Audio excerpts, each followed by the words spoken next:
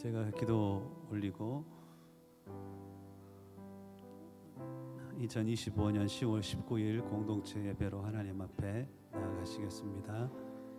마음을 다잡으시고 우리 하나님 앞에 신령과 진정으로 예배하며 나아갔으면 합니다. 기도 올리겠습니다.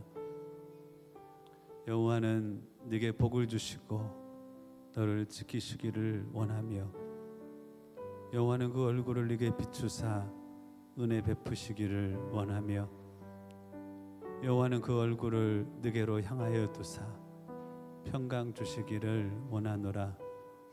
하나님, 가난한 마음으로 주의 은혜를 구하며 주의 보좌 가운데 나아갑니다. 우리를 불쌍히 여기시고 우리의 자격이 아닌 하나님 우리의 필요를 바라보시며 하나님의 도우심을 구하는 주의 백성들 가운데 은혜를 베풀러 주옵소서. 마음의 모든 혼돈과 어두움과 공허함이 하나님의 채우시는 은혜로 떠나가게 하시고 삶의 모든 묶임과 결박으로부터 주의 백성들이 자유케 되게 하시며 은혜가 우리 심령과 삶 가운데 어떠한 일을 행할 수 있는지 치지 맛보는 복된 예배가 되게 하옵소서. 이 시간 주님을 영혼의 떨림으로 찬양하며 나아갑니다. 한마디 한마디의 고백이 땅에 떨어지지 않게 하시고 우리의 고백들이 주께 들려지며 찬양 가운데 임재하시는 주님의 일하심 또한 맛보는 귀한 찬양의 시간이 되게 하옵소서. 감사하옵고 예수님의 이름으로 기도하옵나이다. 아멘. 주님을 향하여 우리의 사랑을 고백하며 나아갑니다. 예수 사랑합니다.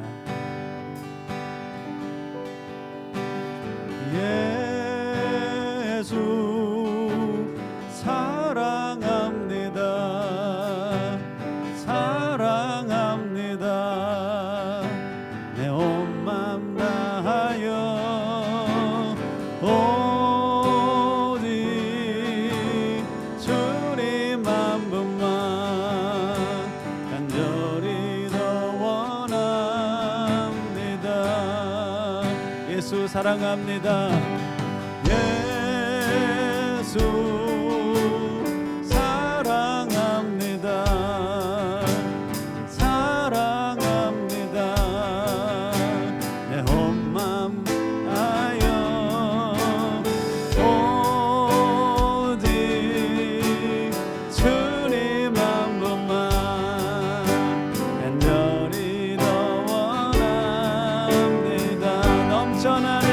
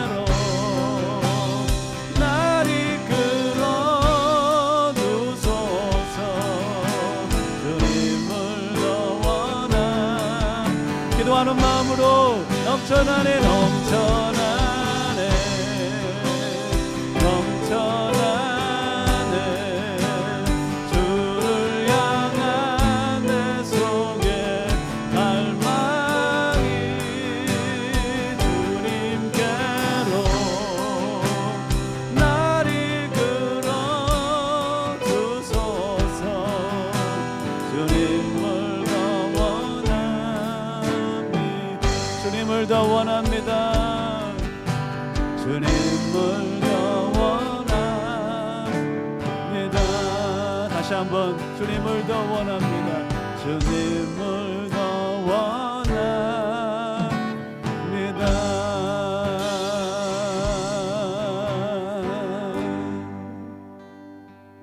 청년 때 내 삶의 화두가 자유였습니다 진리를 모르니 자유롭지 못하고 가끔씩 마음을 사로잡는 분노와 두려움 때문에 자유롭지 못하고 이런저런 사람들 때문에 환경들로 인하여 자유롭지 못하는 제 자신을 발견했습니다. 어떻게 하면 자유로울 수 있을까? 성경에는 진리가 너희를 자유케 하리라 라고 나와 있습니다. 요한복음 8장에 그리고 고린도후서 3장을 보니까 주는 여기시니 주의 영 안에는 자유함이 있느니라 답을 찾았습니다. 하나님의 말씀과 성령 안에 모든 환경에 떠밀려 살아가는 내 삶이 자유로워질 수 있겠구나 싶었습니다. 그때 불렀던 찬양입니다. 함께 불렀으면 좋겠습니다. 오 자유 오 자유 오 자유 오 자유 나는 자유하리라 비록 얽매였으나 나는 이제 돌아가리 자유 주시는 내 주님께 슬픔 없네 슬픔 없네 슬픔 없네 슬픔 눈물 없으리 비록 얽매였으나 나는 이제 돌아가리 자유 주시는 내 주님께 노래하리 노래하리 아멘 노래하리 나는 노래하리라 비록 얽매였으나 나는 이제 돌아가리 자유 주시는 내 주님께 큰 소리로 큰 소리 큰 소리 큰 소리 나는 크게 외치리 비록 얽매였으나 나는 이제 돌아가리 자유 주시는 내 주님께 기도하리 기도하리 기도하리 기도하리 나는 기도하리라 비록 얽매였으나 나는 이제 돌아가리 자유 주시는 내 1절만 다시 한번 합니다. 오 자유 오 자유 오 자유 오 자유 나는 자유하리라 비록 얽매였으나 나는 이제 돌아가리 자유 주시는 내 주님께 주의 팔에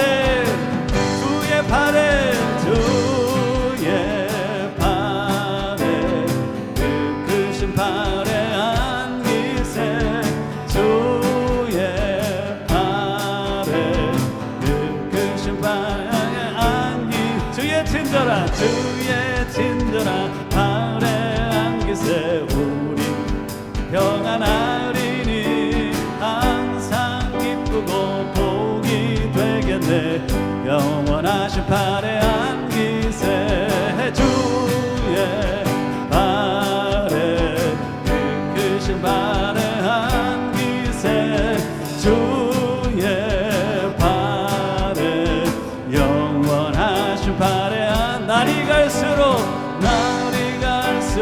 주의 사랑이 그로 광명하게 비치고 전성 가는 길 별이 가리니 영원하신 발에 안기세 주의 발에 그 크신 발에 안기세 주의 발에 영원하신 발에 보의 보좌로 주의 보좌로 나아갈 때에 기뻐 찬미 소리 외치고 겁과 두려움 없어지리니 영원하신 발에 아멘 주의 발에 그 크신 발에 안기세 주의 발에 영원하신 발에 안기세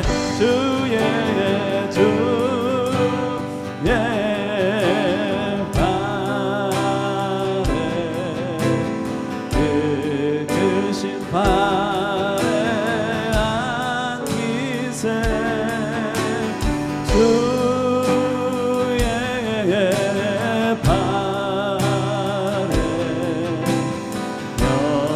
영원하신 발에 다시 한번 고백합니다. 주의 발에 주의 발에 주님을 바라보며 찬양합니다. 크신 발에 안기세 주의 발에 영원하신 발에 다시 한번 고백합니다. 기도하는 마음으로 주의 발에 주의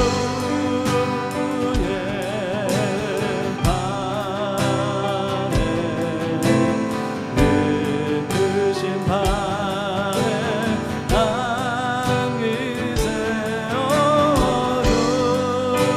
주의 발에 영원하신 발에 안기세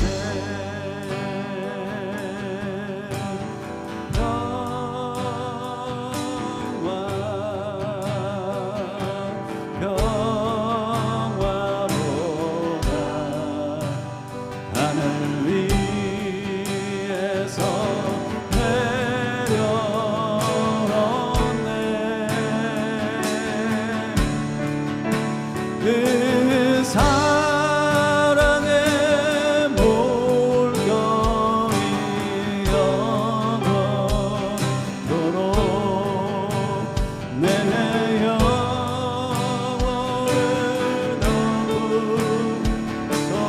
넘으소서 내 영혼의 극히 깊은 데서 내 영혼의 극히 깊은 데서 맑은 가랑이 울려 나네 하늘 곡조가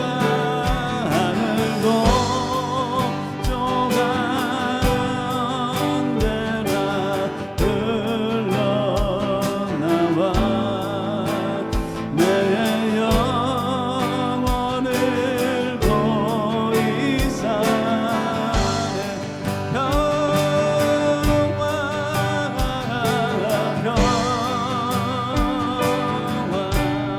평화로다 평화로 하늘 위에서 내려오네 하늘 위에서 내려오네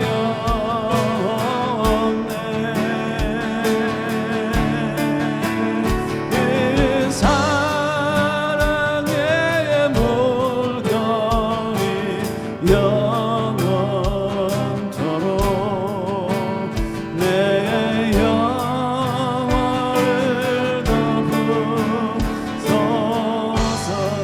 마음속에 솟아난 이 평화는 내 마음속에 솟아난 이 평화 깊이 묻힌 몸에 놓아 나의 보화를 캐내어 가져갈 자는 나의 보화를 캐내어 가져갈 자 그 누구냐 한시 아멘 아멘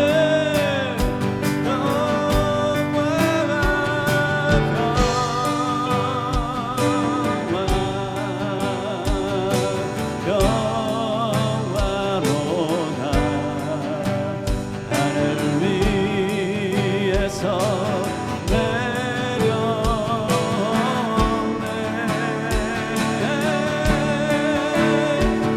그 사랑의 물결이 영원토록 내 영혼을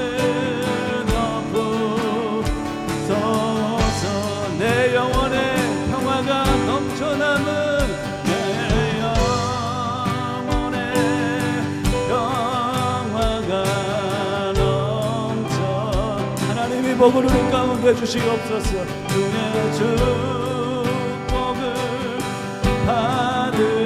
받음이라 내가 주야로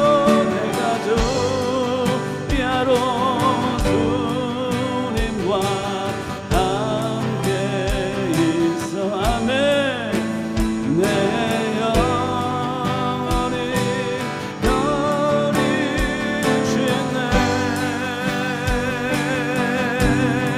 평화로다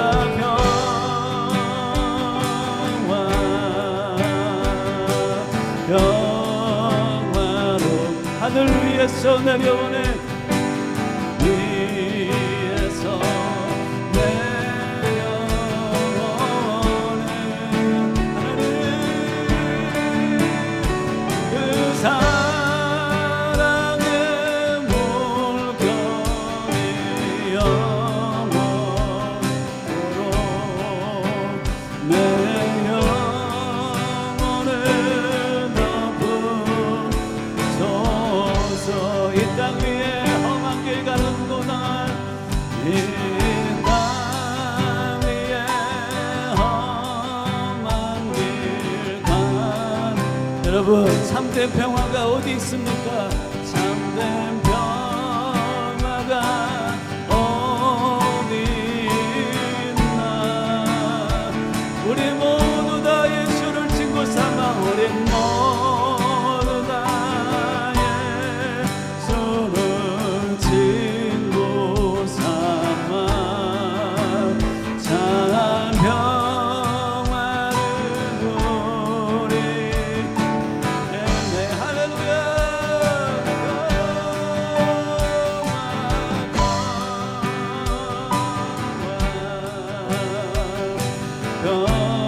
평화로 하늘 위에서 내려오네 하늘 위에서 내려오네 그 사랑의 물결이 영원토록 내 영혼을 덮으소서 평화로다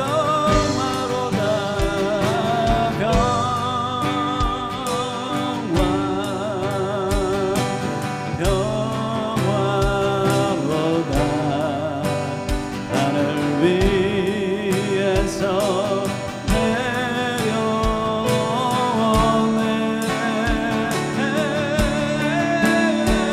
그 사랑의 물결이 영원토록 내 영혼을 덮으소서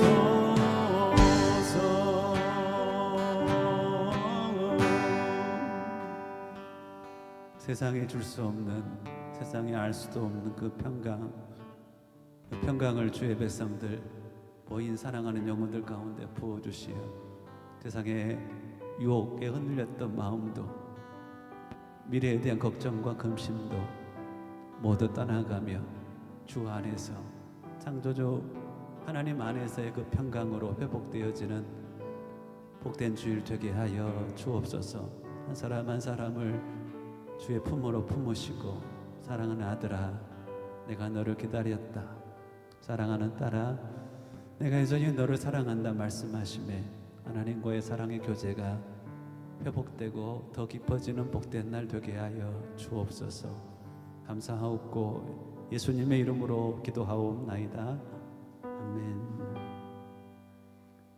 아멘.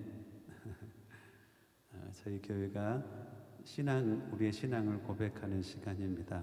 신앙을 고백할 때는 일어서서 합니다. 요한복음 1장이 예수님이 누구신지 잘 표현되어 있습니다. 나에게 예수님은 이러한 분이십니다. 나를 위하여 주님이 이러한 일을 행하셨습니다라는 우리의 신앙의 고백입니다. 함께 고백함으로 나아갑니다. 태초에 말씀이 계시니라. 이 말씀이 하나님과 함께 계셨으니 이 말씀은 곧 하나님이시라. 그가 태초에 하나님과 함께 계셨고 만물이 그로 말미암아 지은 바 되었으니 지은 것이 하나도 그가 없이는 된 것이 없느니라. 영접하는 자 곧 그 이름을 믿는 자들에게는 하나님의 자녀가 되는 권세를 주셨으니 이는 혈통으로나 육적으로나 사람의 뜻으로 나지 아니하고 오직 하나님께로부터 난 자들이니라. 말씀이 육신이 되어 우리 가운데 거하심에 우리가 그의 영광을 보니 아버지의 독생자의 영광이요 은혜와 진리가 충만하더라. 하나님이 세상을 이처럼 사랑하사 독생자를 주셨으니 이는 그를 믿는 자마다 멸망하지 않고 영생을 얻게 하려 하심이라. 아멘. 하나님의 사랑이 잘 기록되어 있는 찬송가 304장입니다. 그 크신 하나님의 사랑 말로 다 형용 못하네. 그 크신 하나님의 사랑 말로 다 형용 못하네. 저 높고 높은 별을 넘어 이 낮고 낮은 땅 위 죄범한 영혼 죄범한 영혼 구하려 그 아들 보내사 화목제로 쓰이고 죄 용서하셔. 하나님 크신 사랑은 하나님 크신 사랑을 청량다 못하네. 영원히 면치 않은 사랑 성도 여자 후렴구입니다. 하나님 크신 사랑을 하나님 크신 사랑을 청량다 못하네. 영원히 변치 않는 사랑 성도여 찬양하세.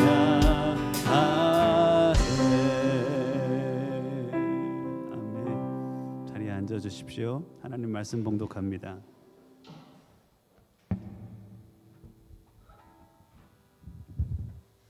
하나님 우리 가운데 주신 말씀은 로마서 5장입니다. 로마서 5장 6절로 11절까지 말씀.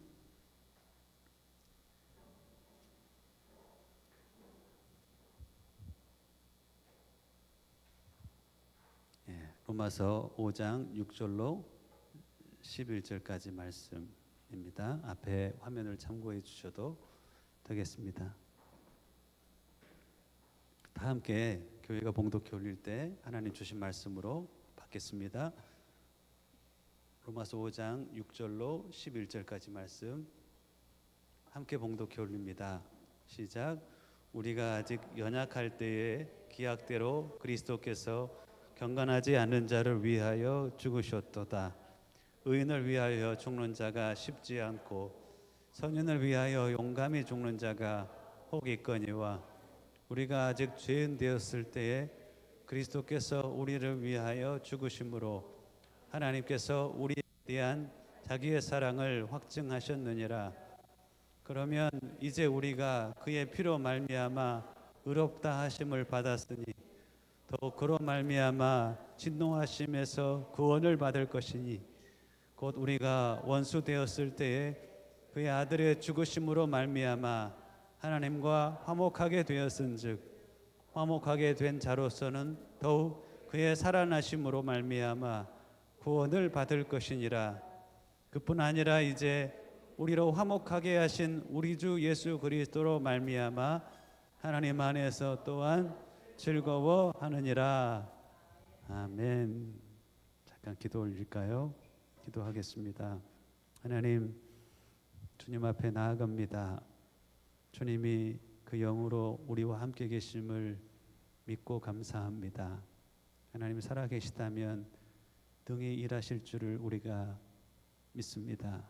여기 우리와 함께 계신 주님, 각 심령을 은혜로 만지시고 그 삶 가운데 말씀하시며 치유가 필요한 자들을 치유하시고 주님을 만날 영혼들이 주님을 만나게 하시며 다시 영적인 목마름으로 하나님과의 그 생명의 관계를 누려야 될 인생들이 다시 그 자리 가운데 나아가는 은혜를 덧입혀 주옵소서. 앞에 선지자 부족하지만 하나님을 의지합니다. 입술을 사용하시고 성령의 기름 부으심이 각 사람을 가르치시는 복된 자리 되기만을 소망합니다. 주님이 친히 일하시고 홀로 영광을 받으시길 원하옵고 예수님의 이름으로 기도하옵나이다. 아멘. 제가 좋아하는 축구 선수가 있습니다. 이광신 집사님 좋아하는 축구 선수가 누군지 손흥민 좋아하십니까? 저는 이 축구 선수를 참 좋아합니다. 누군지 아세요? 어머니 누군지 아신가요? 이영표 선수. 네. 안종환이라는 축구 선수가 이영표 선수를 많이 좋아하더라고요. 근데 이영표 선수가 2001년도에 시작한 일이 있습니다. 2002년도에 뭐 했어요? 월드컵을 했죠. 이영표 선수가 2001년도에 시작한 일이 뭐냐면 신앙생활을 시작을 했더랬습니다.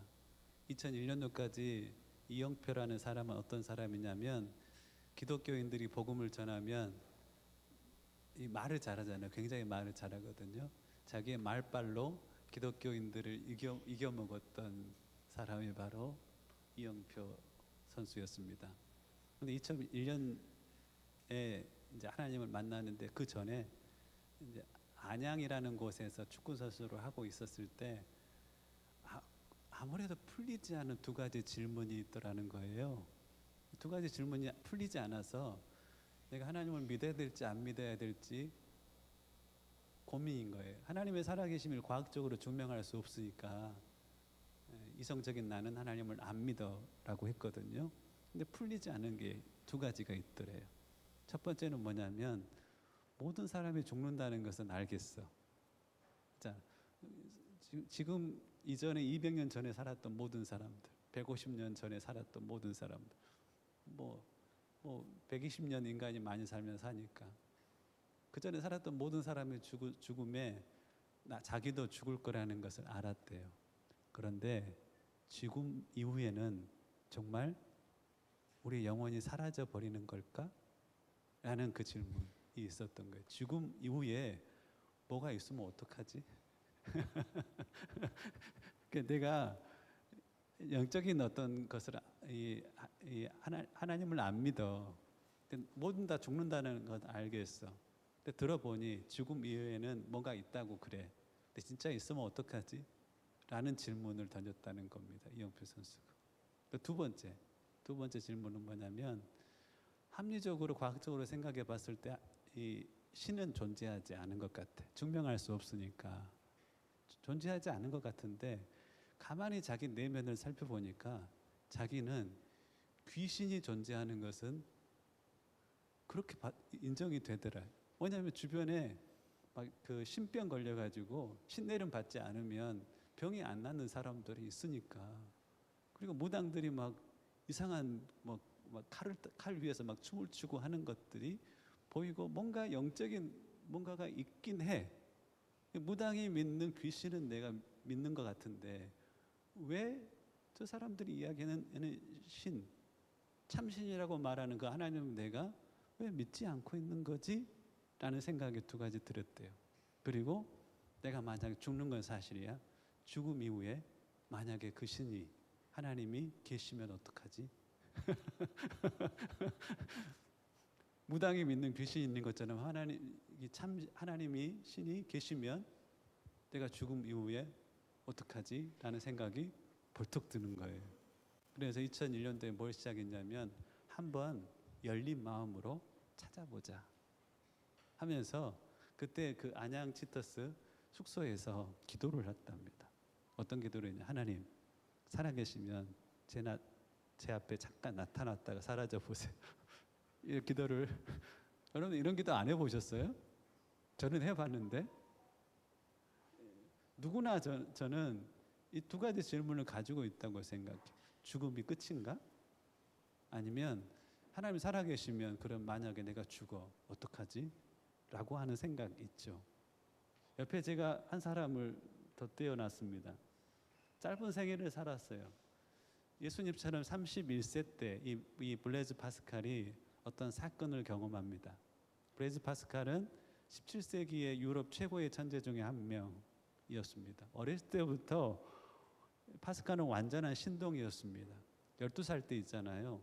삼각형의 네 각이 세 개인데 이것이 180도라는 것을 12살 때 자기만의 방법으로 증명을 했답니다. 14살 때는 프랑스 수학 교수들 있잖아요.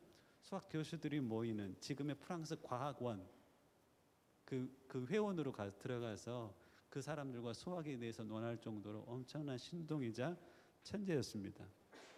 19살 때는 세금 징수관으로 그 아버지가 계산하는데 어려움을 겪으니까 직접 기계식 계산기를 만들었어요. 파스칼린이라는 계산기인데 최초의 기계식 계산기를 만든 사람이 파스칼입니다.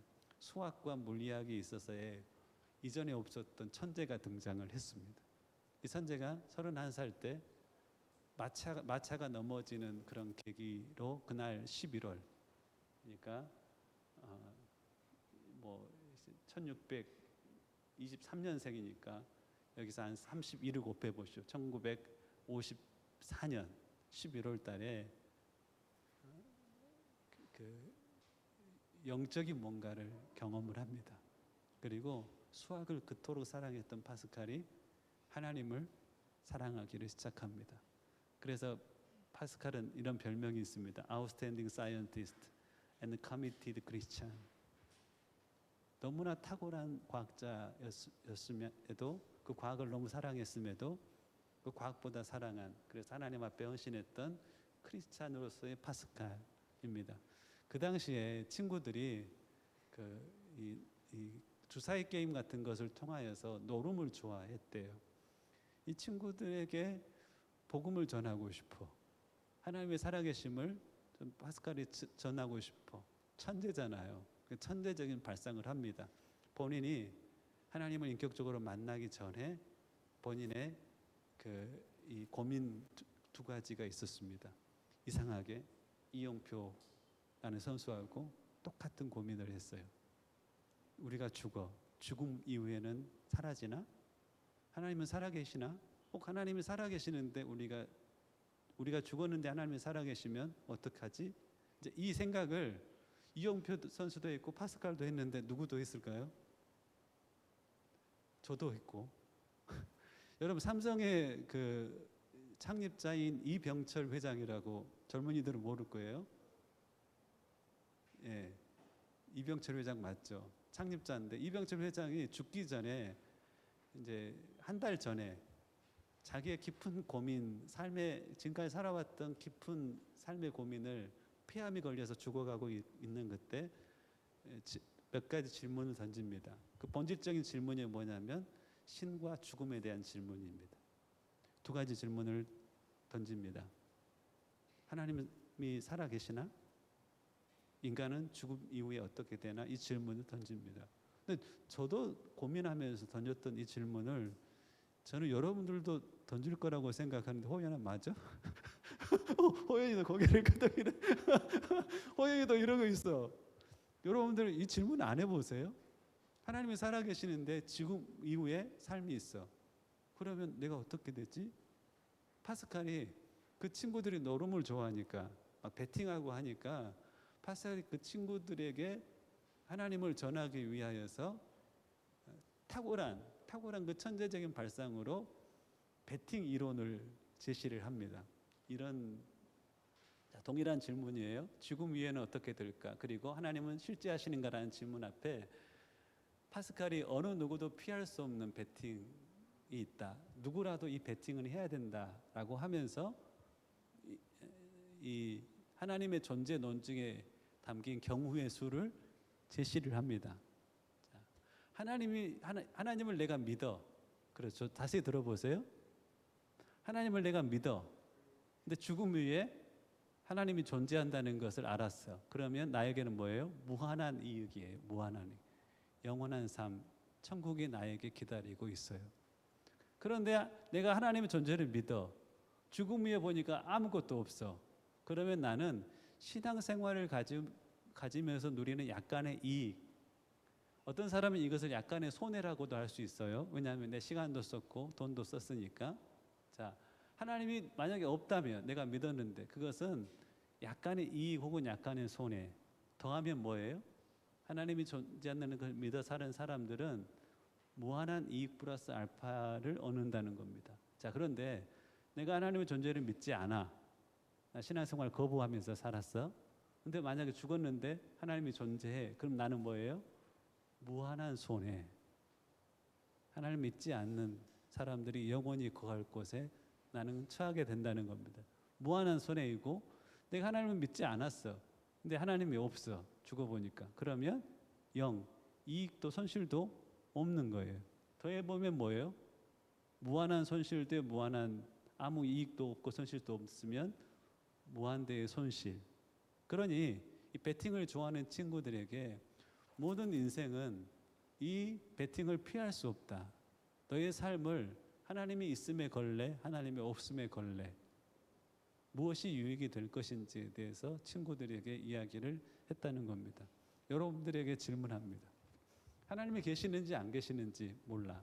근데 이영표 선수는 하나님을 만나고 이 배팅을 했어. 파스칼도 1654년에 하나님을 만나고 이 배팅을 너무나 쉽게 했어. 저도 1994년도에 제가 늘 여러분들의 이야기하죠. 제 젊었을 때 유일한 소망, 하나님이 살아계시면 한번 만나게 해주세요. 그러면 내 인생은 하나님 앞에 배팅하는 게 너무 쉬울 것 같았어. 종교 생활은 하는데 참된 신앙의 자리에 못 나가는 제 자신. 그래서 늘 궁금했어. 하나님이 살아계시는 것을 경험하고 싶다. 1994년도에 저한테는, 이영표 선수에게는 1991년도, 파스칼에게는 1654년도였다라면 제게는 1994년도에 이 질문을 가지고 하나님 앞에 갔었어요. 하나님, 제 언어하고 파스칼의 언어가 약간 다르죠. 제 언어는 뭐냐면 하나님이 살아계신 걸 저에게 나타내시면 제 삶을 하나님 앞에 드리겠습니다. 내 인생을 베팅하겠다는 거예요. 그리고 1994년 그 해 겨울 하나님이 제 삶 가운데 그 영이신 하나님께서 찾아오셨어요. 그리고 나는 그분에게 내 삶을, 내 인생을 베팅할 수가 있었죠. 여러분들도 이 피할 수 없는, 누구도 피할 수 없는 베팅을 하셔야 합니다. 하나님이 안 계시는데 여러분들이 하나님을 믿어. 자, 그래도 약간의 유익이 있을 거예요. 여러분들 하나님 믿는데 하나님이 계셔. 무한대의 이익을 얻을 것이에요. 이 유익을 알매도 전하지 않는 것은 제 의무를 다하지 못하는 것이죠. 여러분들 누구도 피할 수 없는 이 삶의 베팅을 여러분들이 인생을 베팅하는 일이 있었으면 좋겠습니다. 하나님을 믿되 대충 믿는 분들은 여러분들 인생을 한번 걸어보세요. 손해 날 것이 없습니다. 자, 그러한 나에게 1994년도에 주님이 영으로 찾아오셨습니다. 그 하나님이 찾아오실 때 제 입에서 나오는 첫 마디가 있었습니다. 하나님의 임재를 내가 하나님의 영이신 하나님이 나를 덮으셨을 때 내 입에서 나오는 일성 첫 단어가 있었습니다. 그 단어는 이전에 너무 내가 신앙생활을 하면서 많이 사용했던 단어였는데 이전에는 한 번도 그 마음으로 이 단어를 써본 적이 없었습니다. 그 단어는 바로 아버지라는 단어였습니다. 아버지. 하나님이 내 아버지 되심에 대한 고백이었고 그때 떠올랐던 말씀이 바로 요한 1서 3장 1절 말씀이었습니다. 보라, 하나님이 어떠한 사랑을 우리에게 주사 우리로 하나님의 자녀 되게 하셨는가. 보라, 하나님이 우리를 어떻게 사랑하셔서 우리로 하나님의 자녀가 되게 하셨는지에 대해서 보라는 겁니다. 그리고 바로 요한복음 3장 16절이 떠올랐습니다. 우리 신앙 고백할 때 마지막에 하는 고백입니다. 하나님이 세상을 이처럼 사랑하사 독생자를 주셨으니 이는 저를 믿는 자마다 멸망하지 않고 영생을 얻게 하려 하심이라. 영원한 멸망의 자리에 이르러야 될 죄인된 내가 나를 위하여 십자가에 죽으시고 부활하신 그 예수님을 믿음으로 말미암아 멸망의 자리가 아닌 영생의 자리에 이르게 되었다는 겁니다. 그러면서 요한복음 1장 12절에는 영접하는 자 곧 그 이름을 예수님이 이런 분이십니다라고 고백하는 자마다 하나님의 자녀가 되는 권세를 주셨으니 내가 뭐가 됐다고요? 그분을 믿음으로 말미암아 하나님을 아버지라고 부르는 하나님의 자녀가 되었다는 겁니다. 그리고 그 뒤에 성경을 보니까 로마서 8장 14, 15, 16절에 이렇게 기록되어 있습니다. 15절에 보면 우리가 하나님을 성령께서 우리 가운데 임하실 때 하나님을 아버지라 부르게 하셨느니라. 영이신 그분이 내 삶 가운데 찾아오실 때 하나님을 향하여서 아버지라고 부르게 하신다는 겁니다. 그러면서 16절에 보면 하나님의 영이 나의 영으로 더불어서 하나님 앞에 내가 하나님의 자녀인 것을 증거한다라고. 영이신 그 하나님이 제 삶 가운데 찾아오셨을 때 나는 그분을 아버지라고 그분의 사랑을 깨닫고 그분을 아버지라고 불렀을 뿐 아니라 하나님의 영이 나의 영과 더불어 내가 하나님의 자녀됨을 확신시켜 주셨습니다. 그것이 저에게 있어서는 구원의 확신의 자리였습니다. 여러분들의 삶에도 파스칼이 제안했던 누구도 피할 수 없는 베팅을 하셔야 합니다. 그리고 여러분들이 이렇게 기도하는 것 저는 너무나 좋습니다. 하나님 살아계시면 한번 만나게 해주세요. 이영표 선수의 1991년이 파스칼의 1654년이 저에게 1994년이 여러분들에게는 2025년이 될 수도 있다고 저는 믿어요. 하나님은 그렇게 하실 수 있으세요. 그냥 베팅을 하든지 아니면 하나님의 사랑을 깨닫고 여러분의 삶을 드리든지 간에 여러분들 인생을 거는 신앙생활은 우리 가운데 매우 큰 유익을 가져다 줍니다. 하나님의 사랑 오늘 본문에는 이렇게 나와 있습니다. 여러분들이 베팅을 해서 신앙생활을 해도 좋고요. 하나님의 사랑을 깨닫고 신앙생활을 하셔도 좋습니다. 오늘 우리가 베팅한 그 하나님은 어떠한 분이신지 본문에는 이렇게 나와 있습니다. 6절, 8절, 10절 여러분들 한번 보시겠습니까? 6절을 보면 하나님은 누구를 사랑했는지 사랑의 대상이 나와 있습니다. 6절 보면 우리가 아직 연약할 때, 연약하다는 것은 헬라어로 무력하다, 유약하다, 힘이 없다, 나약하다라는 뜻입니다. 쓸모없다는 거예요. 쓸모없는, 나약한. 근데 쓸모없는 대상을 하나님이 어쩌다고요? 사랑하셨다 하는 겁니다. 이 사랑이 어떤 사랑이죠? 여러분 한번 그려보세요. 여러분 주변에 나에게 도움이 안 돼. 내가 주었는데 내게 줄 것이 없어. 그런 대상을 내가 사랑한다면 그 사랑이 어떤 사랑일까? 그게 하나님의 사랑인데 한번 그 사랑을 한번 상상해 보세요. 두 번째, 6절 하반절에 보니까 경건치 않은 자들을 위해서 죽으셨다. 그 사랑은 대신 죽는 사랑인데 어떤 대상이라고요? 경건치 않은 대상이라. 경건치 않은 대상이라는 헬라어는 아세베스라는 단어인데요. 하나님을 향한 경외심이 없는 혹은 하나님을 무시하거나 하나님을 비난하는. 여러분들은 무시하는 사람이 있나요? 여러분들 비난하는 사람이 있나요? 그 대상을 여러분들이 만약에 사랑한다면 사랑할 수 있나요? 만약에 사랑한다면 그 사랑은 어떤 사랑인지, 그 사랑의 색깔, 그 사랑의 특징을 한번 여러분들 헤아려 보시라는 겁니다. 어떤 부모는 그래요. 부모가 조금 무시하더라도 그 부모는 자녀를 사랑하더라고요. 그러면 그 사랑이 어떤 사랑일까? 여러분들을 비난하는, 다른 사람들에게 험담하는 사람을 사랑해 봤나요?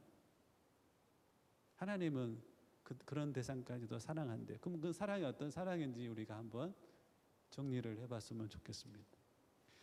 5장 8절에는 우리 주일학교 다녔던 사람들이 외웠던 말씀입니다. 우리가 아직 죄인 되었을 때 하나님의 아들 그리스도께서 우리를 위하여 죽으심으로 하나님께서 우리에게 대한 자기의 사랑을 확증하셨느니라. 우리가 죄인 되었을 때 하나님을 떠나 있었던 우리를 위해서 하나님께서는 하나님과 교제를 회복하기 위해서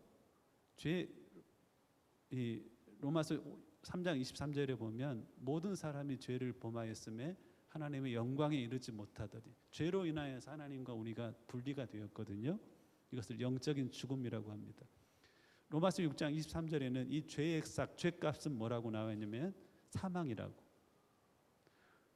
하나님의 심판은 이 죄인들에게는 사망이라는, 죽음이라는 심판이 주어졌다는 겁니다. 자, 이런 우리가 죄인 되었을 때 우리를 회복하기 위해서 하나님의 아들 그리스도께서 죽으심으로, 이분은 누구세요? 하나님의 독생자 예수 그리스도입니다.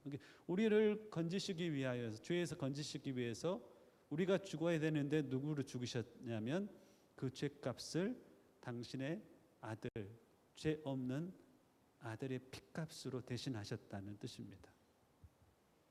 대신하시고 우리는 어떻게 구원을 얻냐면 그분이 나의 죄를 위하여 대신 죄값을 지불하신 것을 믿음으로 우리는 구원을 얻는다라고 성경은 진리의 말씀은 선포하고 있습니다. 그러므로 하나님의 우리에 대한 자기의 사랑을 확증하셨다는 거예요. 내 사랑이 뭔지 알아? 이 사랑이야 하면서 선포하셨습니다. 그것을 제가 정말로 좋아하는 히브리서 12장 2절 말씀은 이렇게 표현하고 있어요. 들어보세요. 믿음의 주요 온전케 하신 예수 그리스도를 바라보라. 그는 앞에 있는 기쁨을 위하여, 우리의 회복된 모습이에요.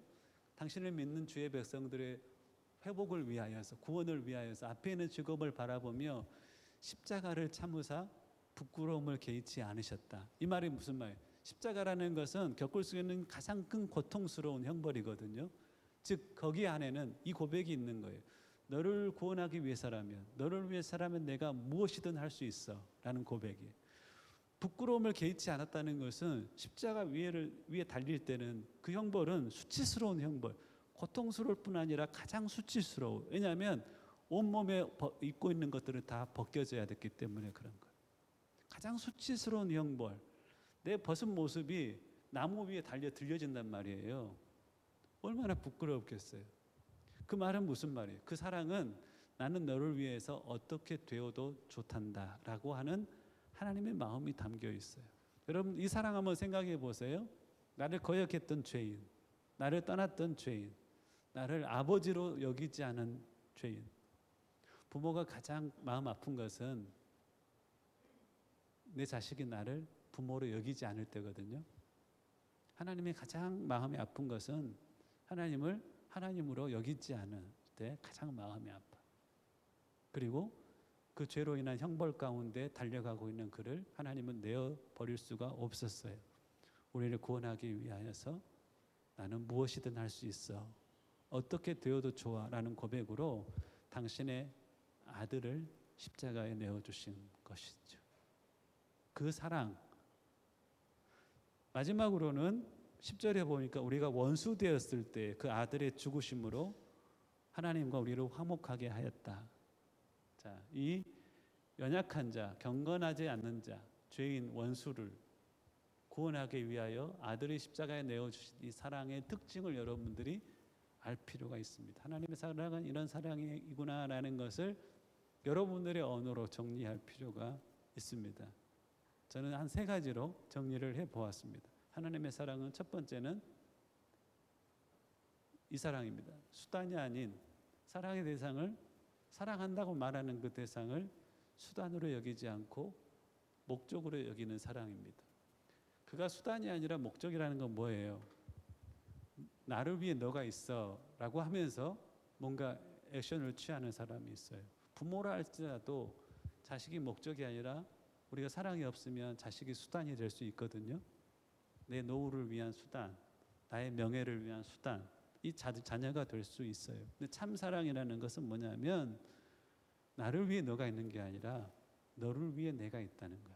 너는 내 삶의 무엇인가를 위한 수단이 아니라 너 자체가 내 삶의 목적이야 라고 하는 고백이 바로 이 사랑이거든요. 흔히 우리가 쓰는 언어로는 이기적인 사랑이 아니라 이타적인 사랑, 나를 위한 함께 있음이 아니라 너를 위한 함께 있음이에요. 부모가 나이가 들잖아요. 그러면 자녀는 이렇게 말할 수가 있어야 됩니다. 부모가 가지고 있는 유산이 많아. 그러면 가까이 해. 유산이 없어. 그러면 가까이 하지 않아. 이것은 뭐예요? 나를 위해서 부모가 있는 거거든요. 그 사랑은 사실 사랑이 아니에요. 사랑이라는 게 뭐냐면 그를 위하여 내가 있는 거예요. 그가 나의 뭔가를 위한 수단이 아니라 그가 그를 위하여서 내가 존재하는 것이거든요. 그래서 부모가 없으면 어때요? 내가 그 곁에 더 있어줘야 되는 게 사랑인 것이에요. 무슨 말씀인지 알겠어요? 부모가 내게 필요해. 그래서 부모에게 사랑해요 라고 말하는 사람이 있어요. 아니에요. 부모가 내게 필요해서 사랑하는 게 아니라 부모를 사랑해. 그러니까 부모가 필요한 거야. 무슨 말인지 알겠어요? 부모가 필요해서 사랑한다고 말한 게 아니라 부모를 사랑하니까 부모가 내 곁에 있어줘야 되는 거야. 왜냐하면 내가 그 부모의 필요를 채워야 되기 때문에. 이게 참 사랑이고, 하나님도 있잖아요. 여러분들 연약한 자, 경건치 않은 자, 죄인들, 원수들을 사랑하는 그 사랑은 그를 나의 도구로 생각한다면 절단코 이런 대상을 사랑할 수가 없어요. 나를 무시하고 나를 비난하고 나에게 해줄 것이 없고 오히려 나를 반역하고 있는 그 대상을 향하여 사랑한다는 것은 내 목적을 위하여 그를 수단으로 삼으면 절대 그런 대상을 사랑할 수 없어요. 네가 연약하니 내가 필요해. 네가 나를 비난하는 것은 네가 아직은 나를 몰라서 그러는 거야. 나는 너를 포기할 수 없어. 네가 나를 떠났어? 아니야, 내가 너를 찾아갈 거야 라고 하는 사랑은 그 대상을 수단으로 여기는 게 아니라 여러분들이 하나님의 목적이래요. 목적. 하나님이 여러분들을 위해서 곁에 계시고 싶대요. 그게 하나님의 사랑인 거예요. 여러분 주변에 연약한 사람들 있잖아요. 내가 주어도 내게 줄 것이 없는 사람, 유약하고 맨날 마음이 흔들거리고 감정적으로 연약하고 막 이런 사람들 있으면 어때요? 그래서 내가 너의 곁에 있어 줄 거야. 이게 사랑인 거예요. 내게 쓸모가 없어 라고 여기는 것이 아니라. 두 번째는 이 사랑은 바로 조건 없는 사랑입니다. 네가 이렇게 한다면 내가 너를 사랑할 수 있어. 기준이 있는 거예요. 네가 성적이 이 정도 되면 나 너를 받아줄 수 있어. 근데 성적이 이렇게 안 되면 너 아직은 아니야. 이렇게 하는 거예요. 조건적인 사랑이 있다면 조건 없는 사랑이 있어요. 조건 없는 사랑의 특징은 뭐예요? 네가 그럼에도 불구하고 라는 사랑입니다. if가 아니라 in spite of. 네가 그럼에도 불구하고 사랑. 예배 시간에 줬는데도 불구하고 사랑. 사랑해. 목회를 하면서 있잖아요. 기도할 때 처음 기도하는 대상이 있어요. 누구를 위해서 기도하는지 아세요? 교회를 위해서 많이 헌신한 사람들의 이름이 먼저 나오지 않아요. 나 없으면 안 될 것 같은 사람, 내가 곁에 없으면 안 될 것 같은 사람이 기도가 나와.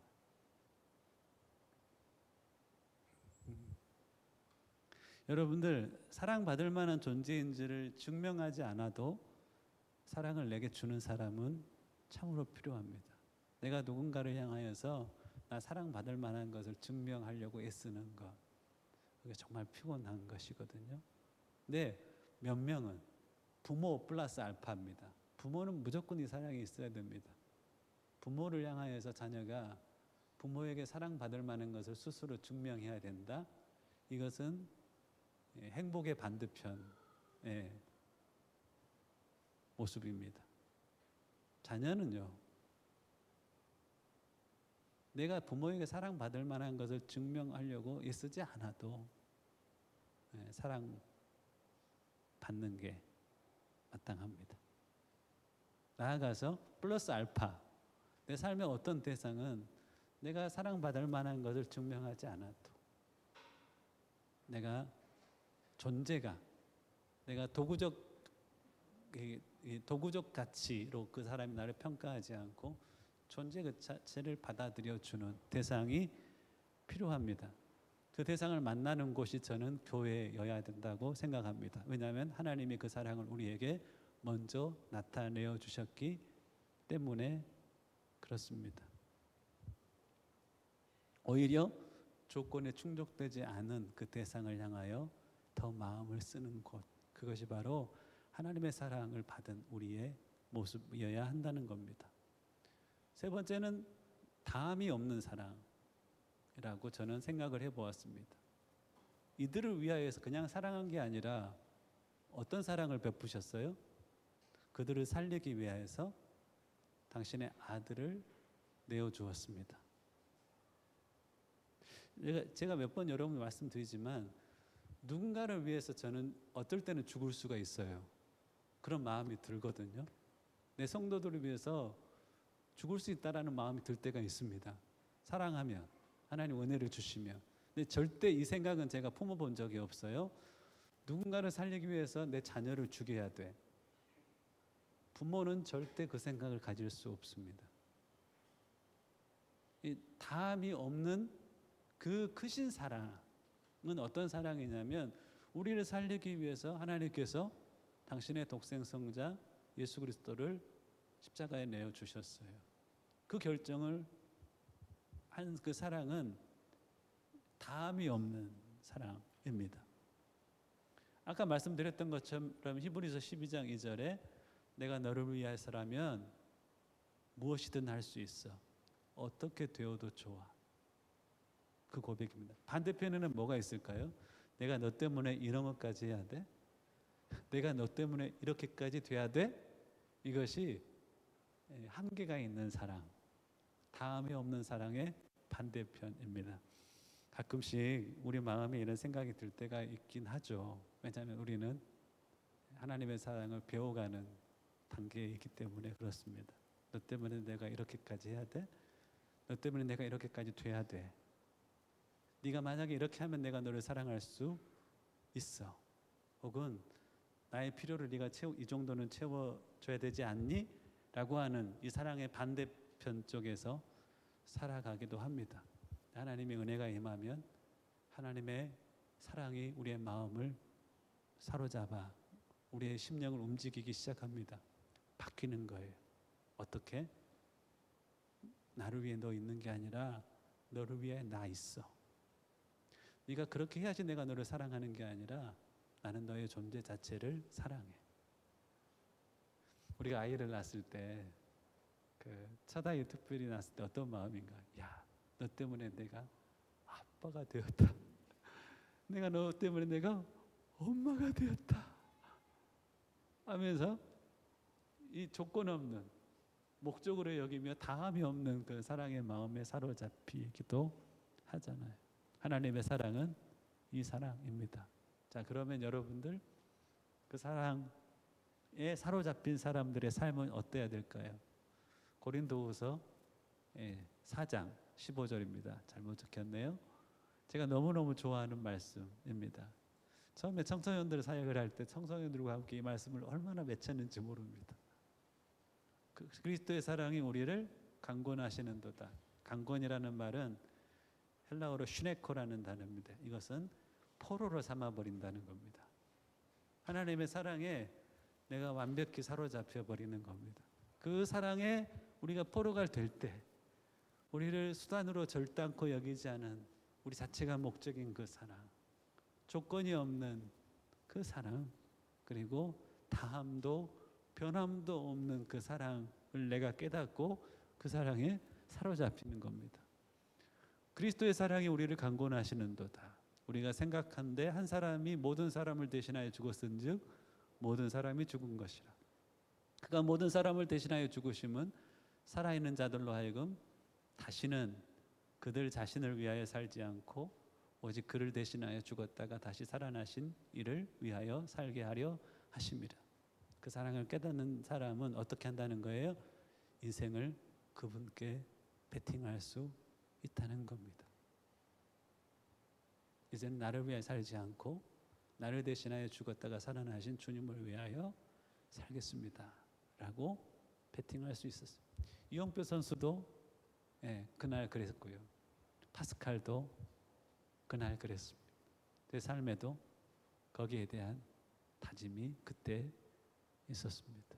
2025년 하나님께서 어떤 이에게는 어떠한 일을 행하실 것입니다. 제게는 제 방에 기도 의자가 있고요. 기도 카페트가 조그맣게 놓여 있습니다. 제 이제 신앙에 있어서 저를 지켜가는 도구입니다. 마음이 정지가 안 될 때는 기도 의자로 갑니다. 그래서 하나님 앞에 모든 일에 앞서 주 앞에 머물겠습니다. 주신 감동에 순종하길 원합니다. 그것이 고난이든 형통이든 내게 유익한 것으로 인해 감사합니다. 주를 의지합니다. 이 찬양하면 마음에 딱 정돈이 됩니다. 그리고 저녁에 자기 전에는 기도 카페트에 갑니다. 또 기도가 필요할 때 기도 카페트에 가서 무릎을 꿇습니다. 무릎을 꿇고 성도들을 위해서 기도합니다. 사실 이번 주는 민혁이를 위해서 제일 많이 기도했습니다. 오늘 나올 줄 알고 오늘 말씀은 민혁이와 몇 사람을 위해서 기도하면서 준비한 말씀이기도 합니다. 새신자 기도 카페에 가서 막 기도하는데 갑자기 어제입니다.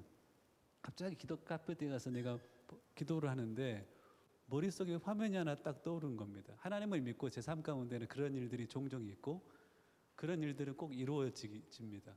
카페에 가서 무릎을 꿇고 기도를 하는데 막 기도하는 어느 순간 머릿속에 화면이 하나 딱 떠오릅니다. 화면이 떠오르는데 우리 교회 저기에서 누가 걸어 나오는 겁니다. 걸어 나오는 사람이 너무나 아름답고 너무나 얼굴에 빛이 나는 겁니다. 내가 누구인지 가차히 보는데 누구냐면 죄송합니다. 하진이 할머니가 나오는 거.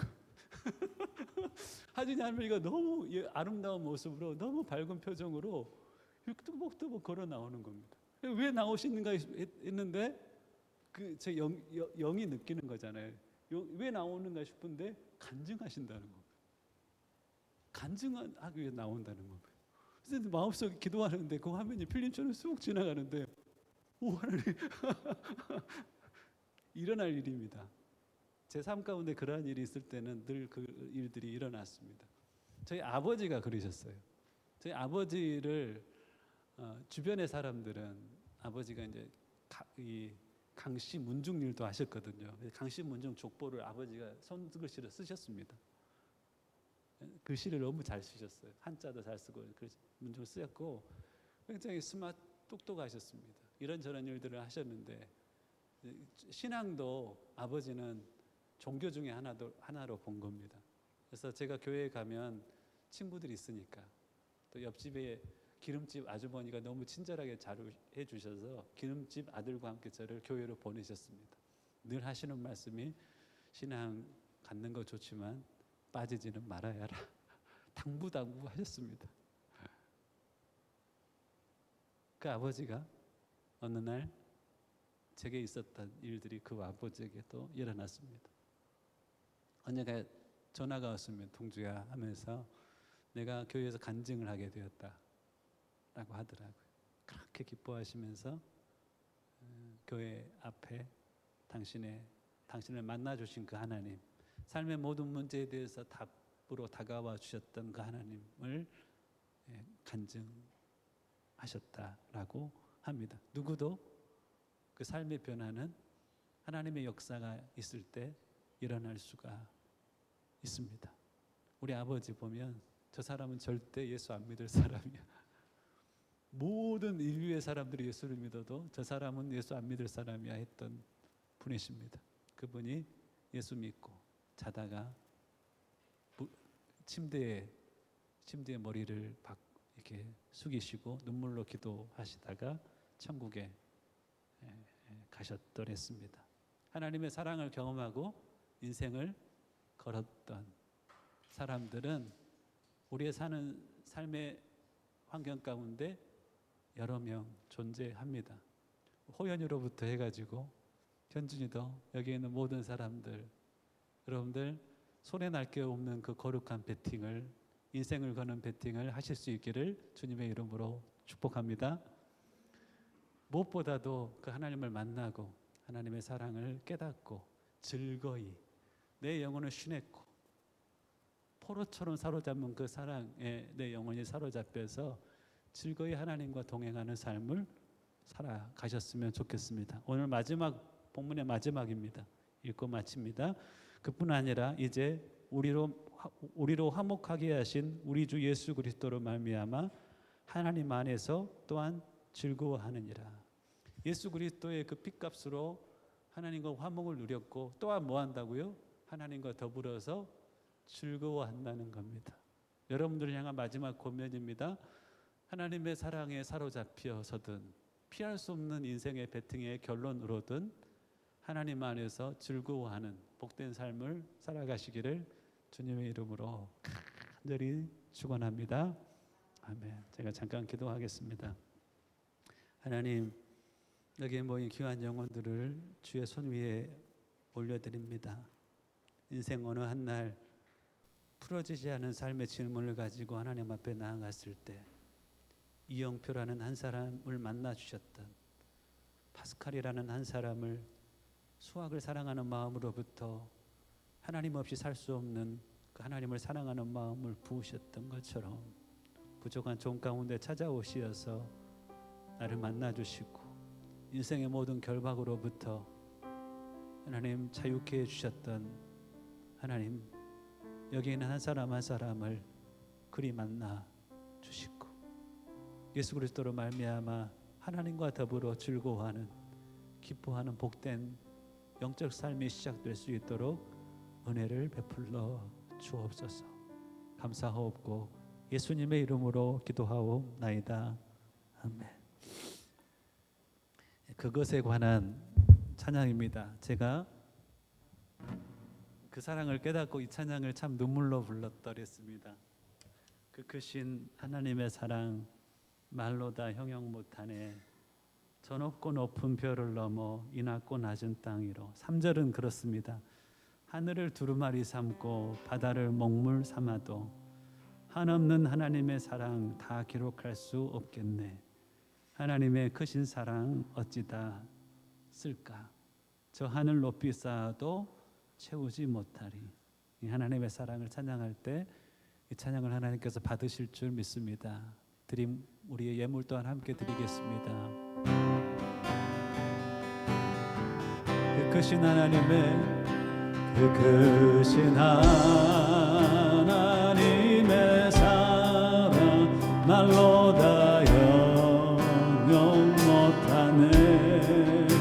저 높고 높은 별을 넘어 이 낮고 낮은 땅 위에 죄범한 영혼 구하려 그 아들 보내사 화목제로 삼으시고 죄 용서하셨나매.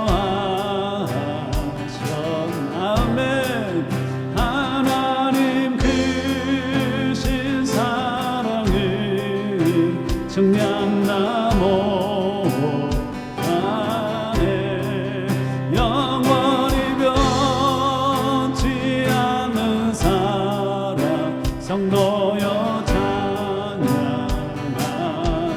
괴로운 시절 지나가고 땅 위에 영화 쇠할 때 주 믿지 않던 영혼들은 큰 소리 외쳐 울러도 아멘. 주 믿는 성도들에게 큰 사랑 베푸사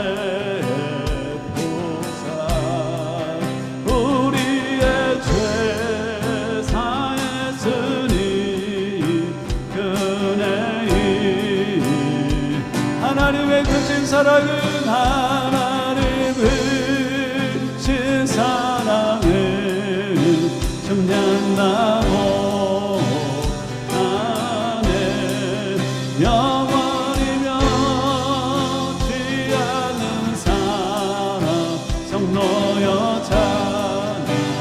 찬양하세. 하늘을 두루마리 삼고 하늘을 두루마리 삼고 바다를 넘물 삼아도 한없는 하나님의 사랑 다 기록할 수 없겠네. 하나님의 크신 사랑 그 어찌나 쓸까. 저 하늘 높이 쌓아놓 채우지 못. 아멘.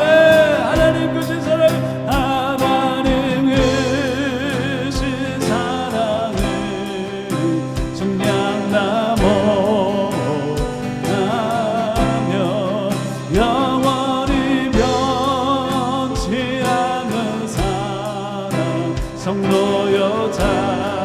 하나님 크신 사랑은 하나님 크신 사랑은 청량나무 하며 영원히 변치 않는 사랑 성도여 찬양하세.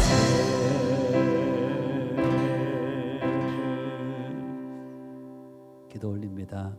사랑의 하나님, 오늘 주 앞에 나온 귀한 영혼들을 주께 올려드립니다.